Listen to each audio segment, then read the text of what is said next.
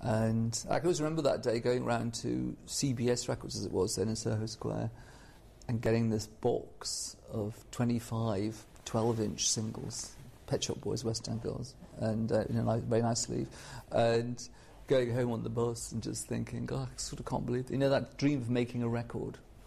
I mean, something I dreamt of since I was a child. And but now it's amazing that was 25 years ago. Yeah.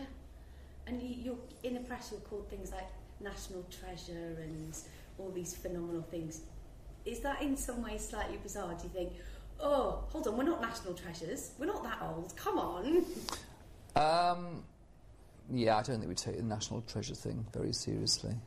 I think also we look old. No, you don't. Our perspective is also a bit bigger than just Britain. Like, for instance, the country where our album does best at the moment is Germany. And, in Germany, they've had us for 25 years as well. That's an amazing thing as well, that we've had success around the world. Our tour, which starts next week, starts in St. Petersburg in Russia. And then we play Moscow afterwards. And, we've been going to Russia for quite a long time. And we didn't realise, but even during the communist period, you could buy our records in Russia. Years ago, 1987, they had the first ever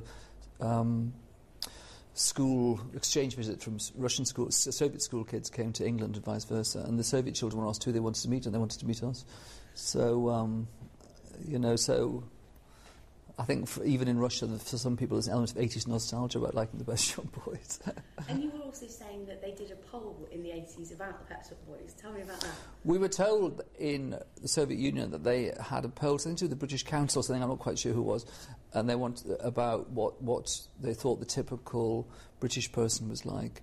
And overwhelmingly, the people that they thought were most typically British were the Pet Shop Boys. And I think, right when we started, we like West End Girls is a rap record, but no one ever thinks it was a rap record because it's rapped in an English accent. Right from the beginning, we sort of played with a kind of Englishness.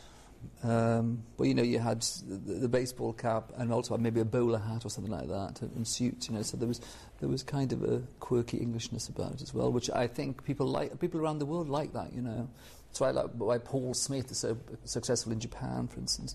And, the Japanese told us when our first album came out that the reason it was so popular in Japan is because it was called Please, and they thought we were very polite. And they thought we were typically English.